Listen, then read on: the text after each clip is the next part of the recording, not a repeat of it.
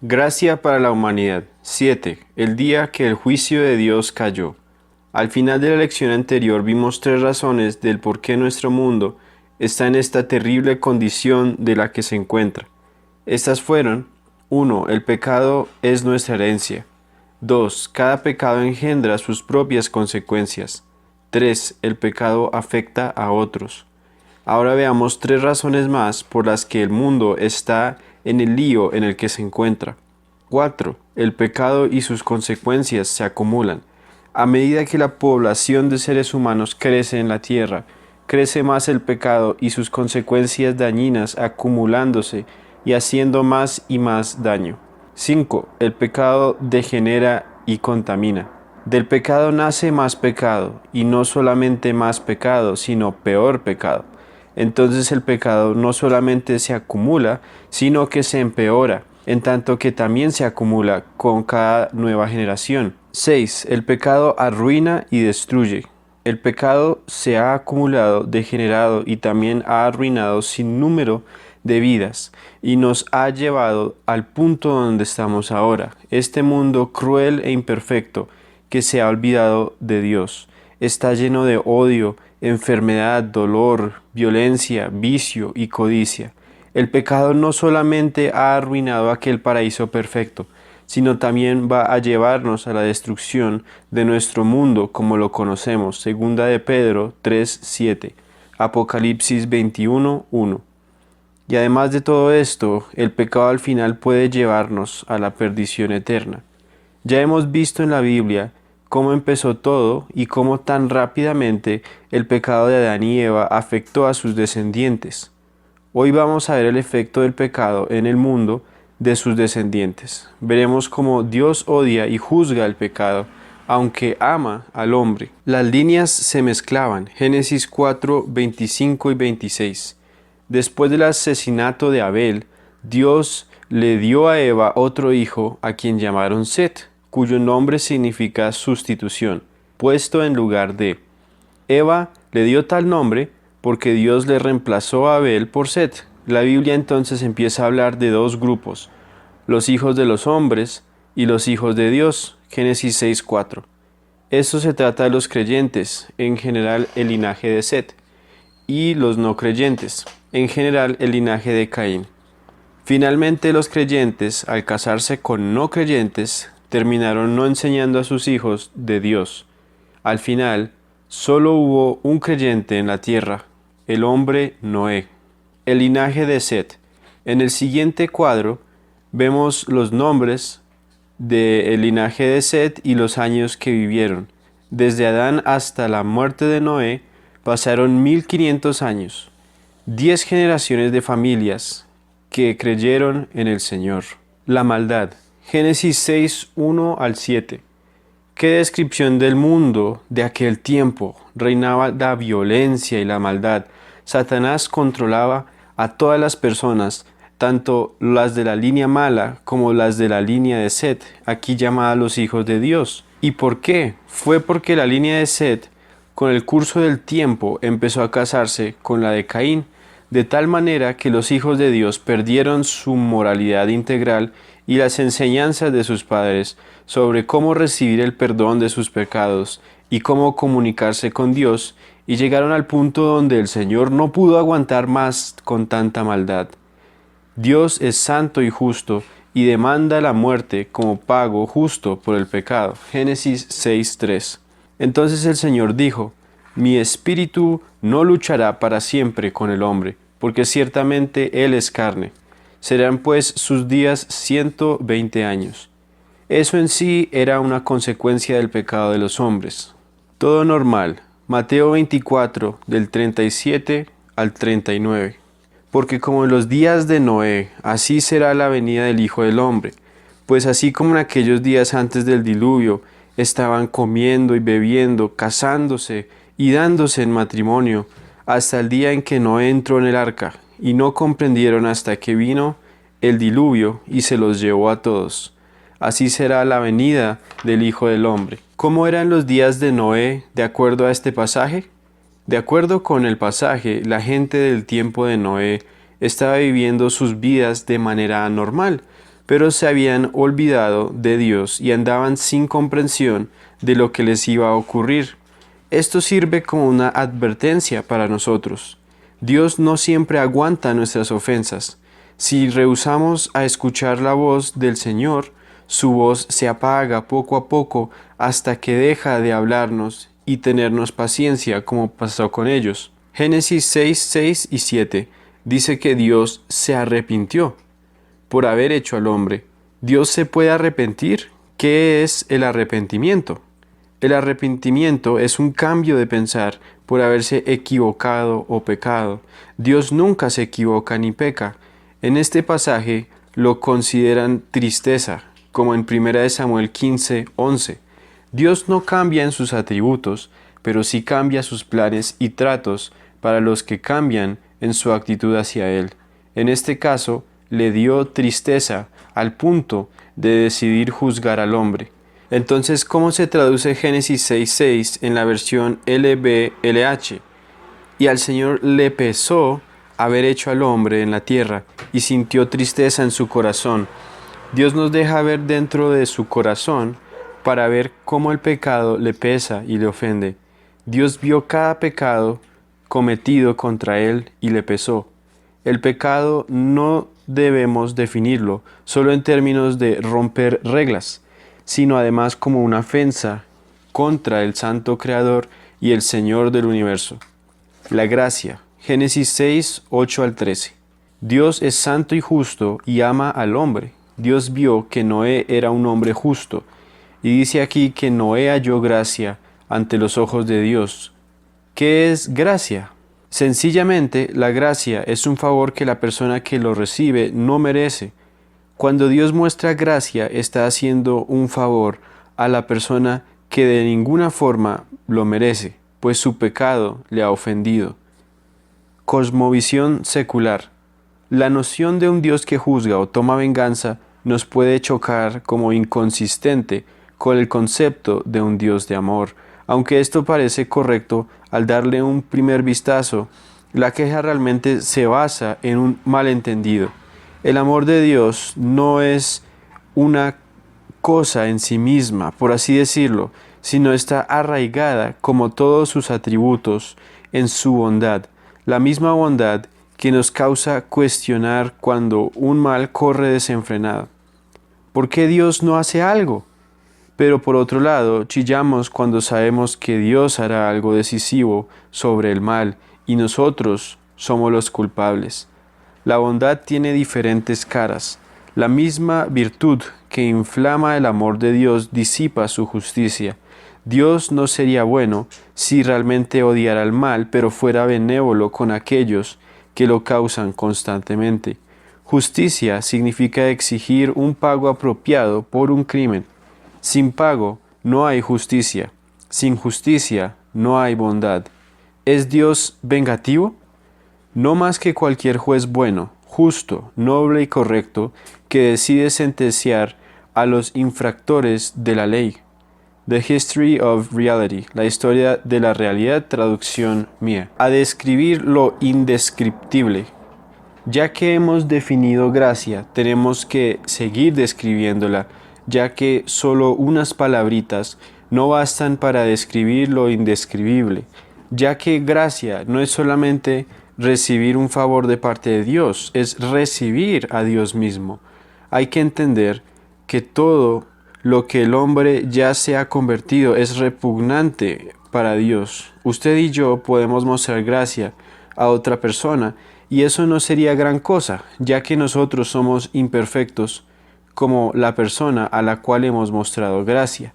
Pero la gracia de Dios es sorprendente, maravillosa e increíble, ya que Él es completamente perfecto, puro y vive rodeado de luz y perfección. Cuando Dios decide tener gracia hacia un hombre, debemos notarlo como algo grande y maravilloso. Para Noé era una gran bendición y privilegio el hallar gracia a los ojos de Dios. Dijimos que gracia es un favor inmerecido, pero Noé fue un hombre justo, ¿cierto? ¿No merecía Noé el favor de Dios? Es cierto que la Biblia llama a Noé un hombre justo, pero la pregunta es, ¿qué fue lo que lo hizo justo? Veamos lo que nos narra el libro de Hebreos sobre el hombre Noé, Hebreos 11:7. Según este pasaje, ¿qué fue lo que tuvo Noé? Dice aquí que Noé tuvo fe, entonces construyó el arca. Su fe en Dios lo hizo justo delante de él. Aunque Noé probablemente fue un hombre recto y bueno en comparación con los demás, él no ganó su posición delante de Dios por ser bueno, sin embargo, sino por creer en Dios y actuar en obediencia, no para ganarse el favor de Dios, sino más bien porque creía en su Creador.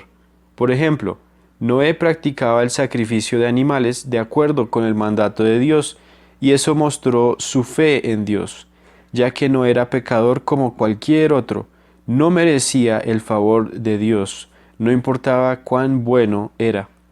Pero el Señor decidió mostrarle su amor, a pesar de que él era un pecador.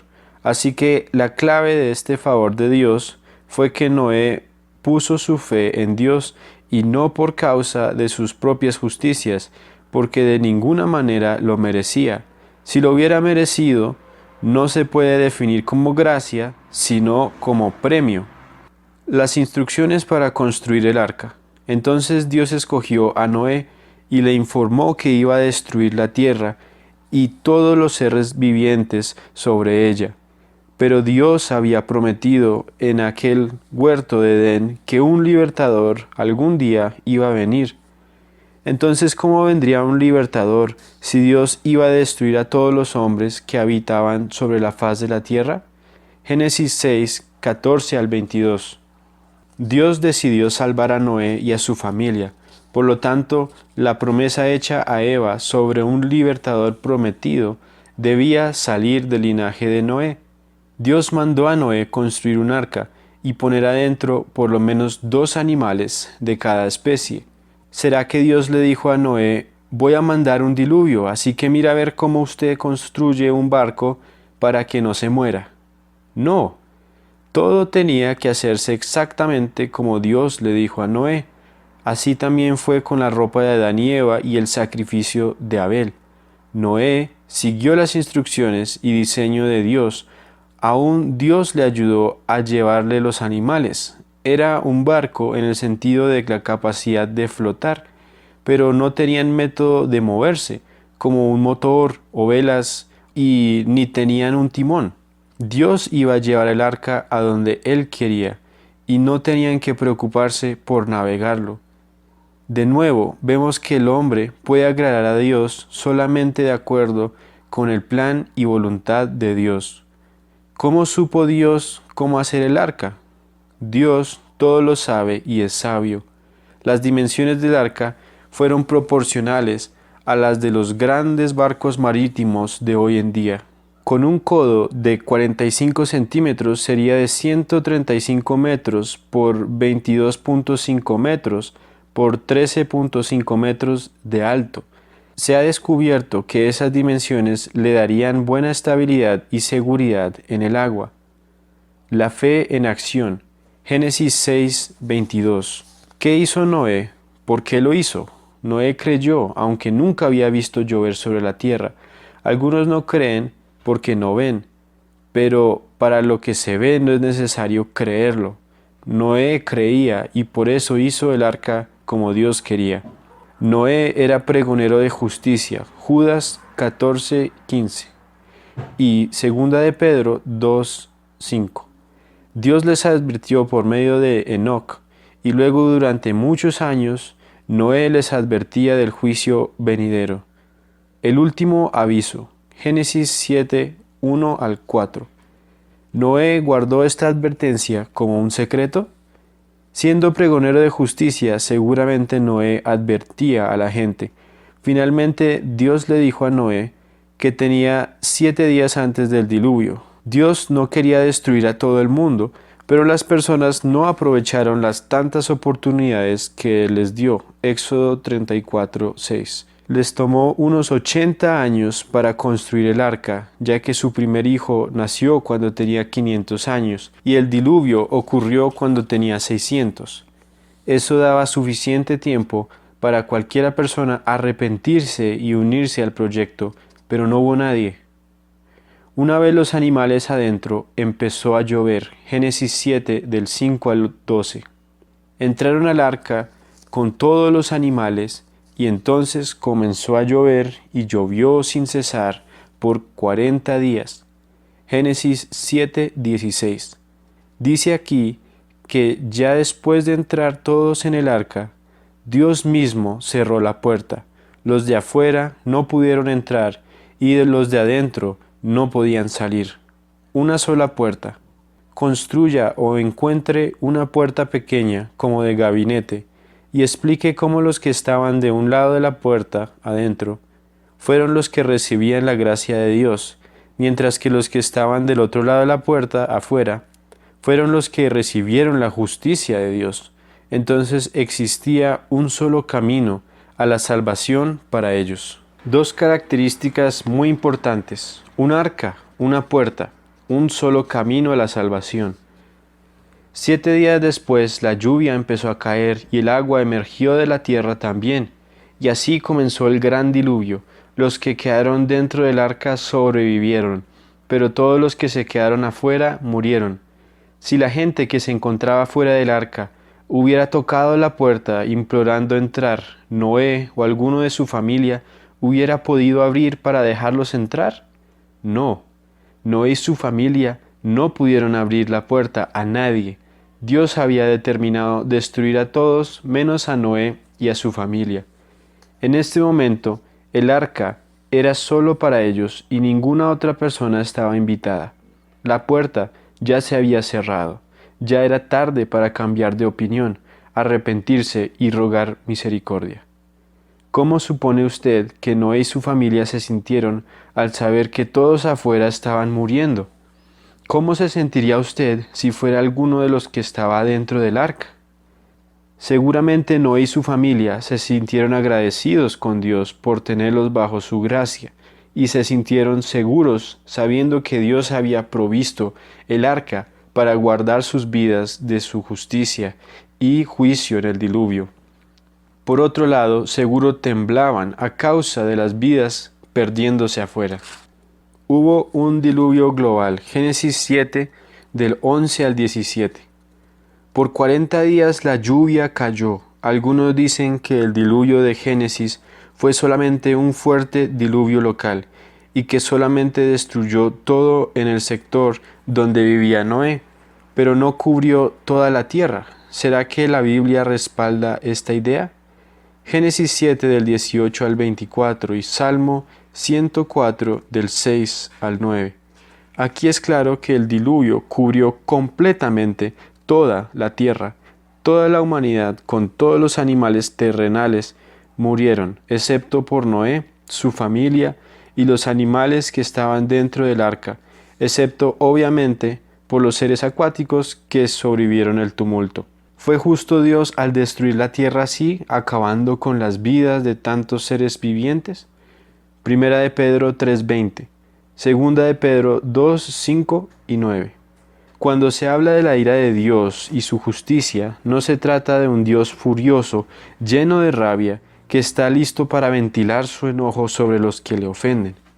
Dios sí expresa ira, pero es un Dios santo y justo y no quiere nada del pecado y de la injusticia, pero Dios no reacciona en ira así, sino como un juez sentado, pasando una sentencia legal. Dios, por ser justo, no reacciona injustamente. El mundo de aquel tiempo llegó al tal punto que mereció la justicia de Dios, y él vio que no había nadie haciendo el bien, sino un solo creyente. Entonces, justamente salvó al creyente y a su familia, y destruyó a todos los demás. Las aguas se retiran poco a poco.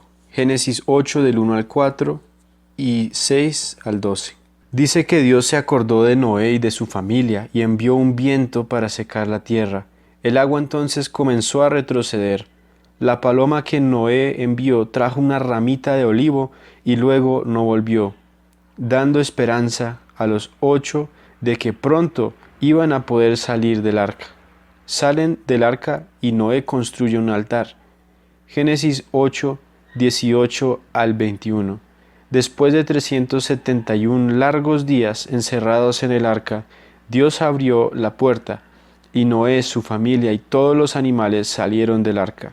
Lo primero que Noé hizo al salir del arca fue construir un altar y sacrificar animales a Dios. Acaban de obedecer a Dios salvando las vidas de los animales, y ahora entonces, ¿por qué sacrificó Noé algunos de ellos? Había 14 de cada uno de los animales limpios a bordo.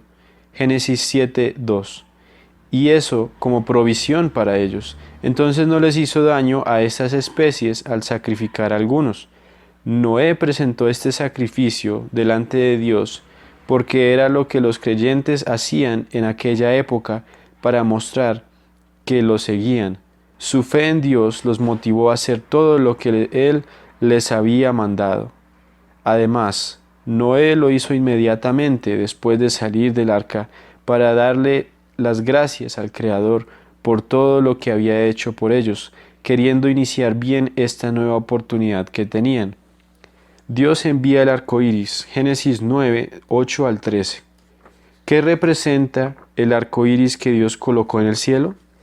Dios le prometió al hombre que nunca más destruiría la tierra con agua. El arco iris es una señal de esta promesa. En sí, esta señal representa cuáles características de Dios.